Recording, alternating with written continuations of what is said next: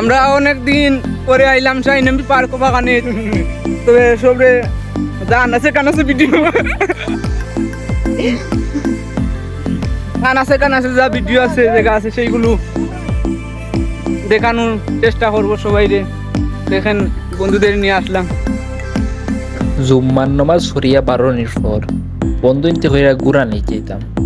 তো আর কিতা বন্ধুইনতে যেহেতু হইসন তো যাইতে হইব গুড়া নিতে। তো আমরা বাঙ্গা গাড়ি লই আমরা রওনা দিলাম শাহিন এমপি পার্কের দিকে। একটা পার্ক না মিউজিয়াম সঠিক জানি না, কিন্তু আয়া দেখলাম এটার মেইন গেট তালা মারা। হয়তো অনেকদিন ধরে এটা বন্ধ আছে। তো আমরা গেটের উপরে দিয়া লাফাইয়া আইছি ভিতরে আইয়া দেখলাম তারা একলা একলা সানাসুর হইল। আমি ফকিরের মতো তারা গেছে গিয়ে সানাসুরের লাগে হাত পাতাইলাম। সানাসুর দেওয়া তো দূরের কথা, আমার দিকেও দৌড় দিছে। আমরা আস্তে আস্তে হাঁটা শুরু করলাম পার্কের দিকে। দেখিয়া মনে হয় পার্কটা অনেক সুন্দর হইব। তো আপনারা শেষ পর্যন্ত দেখা আসলে পার্কটা সুন্দর কিনা।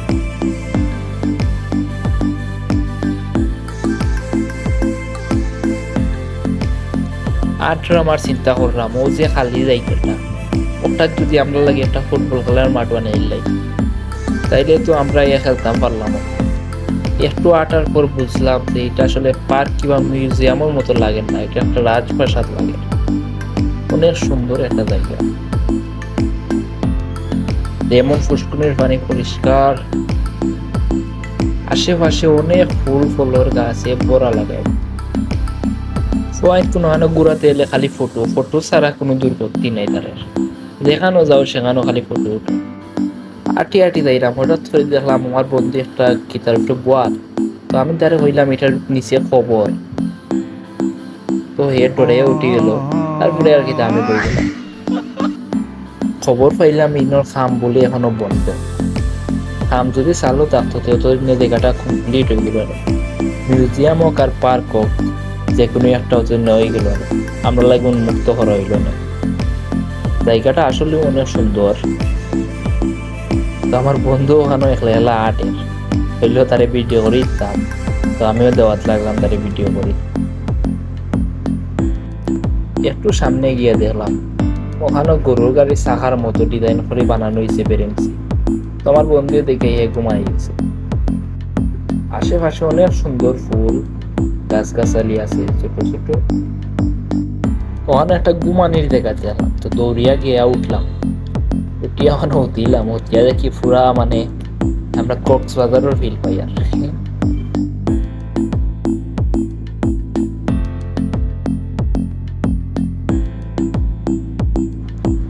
এখানে হয়তো বিশ্রাম করার লাগি পালঙ্গর মতো কিছু একটা দেওয়া হয়েছে, নাম জানি না আমি, আপনারা জানলে কমেন্ট করে জানাইবা। আর ছাতা দেওয়া হয়েছে উপরে। ও পুকুরটার মনে হয় নিচ তনে পর্যন্ত ডালাই করা। ওখানে পুকুরের পানি অনেক সুন্দর। আর আমরা এখন যাইমো প্রাসাদের উপরে। দেখি অনুমতি দেয়নি, অনুমতি দিলে উঠি আপনার ভিউটা দেখেন।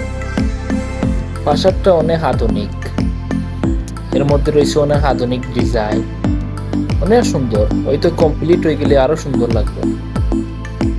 উপরে ওঠার পর ওখানে সতর্কবার্তা একটা বোর্ড দেখা যে অনুমতি ছাড়া প্রাসাদে ঢোকা নিষেধ। এখানে একজন দারোয়ান আছে, তাই না আমরা অনুমতি দিছই না উপরে যাওয়ার লাগি। ও বাইরে লাগে এখন রাজমিস্ত্রির তাই নি তাই কইরা এটা কাম ঠিক হয়েছে না, তাই দিলে ভালো হইল। তো ও বাইর লগে ও আর একজন আছেন আমরা যুগালি, তাই তো খালি ফটো তোলা তো ব্যস্ত। তো প্রাসাদটা কি আমরা আবার গাটর মাঝে এলাম, কারণ প্রাসাদের উপরে ওঠার অনুমতি আমরা দেওয়া হয়েছে না। তাই আর কিছু করার নাই, আমরা আবার রিটার্ন নাই।